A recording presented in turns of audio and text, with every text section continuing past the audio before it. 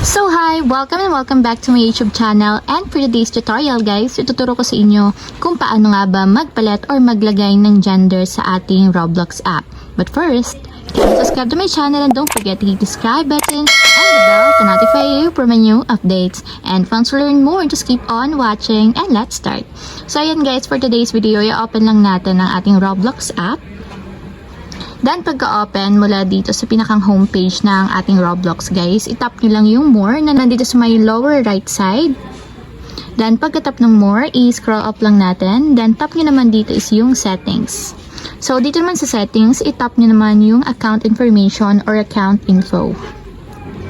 Then, after that, dito sa account info, i-scroll up natin. Then, tigil tayo dito sa may gender. So, optional lang naman talaga guys yung gender and depende sa inyo kung gusto nyo siyang lagyan. So, kung nakikita nyo, nakalagay siya as sa female. So, ito kasi yung nakasave sa aking account. So, kung gusto nyo siyang palitan into male, piliin nyo itong nasa left side. So, tatap nyo lang siya para ma-enable. And dapat guys, double tap. So, ayan, save successfully. So, kapag ganyan na yung nakalagay, ibig sabihin, nakasave na yung gender na pinalit natin. So, kailangan guys, double tap kung alin yung pipiliin nyo na gender.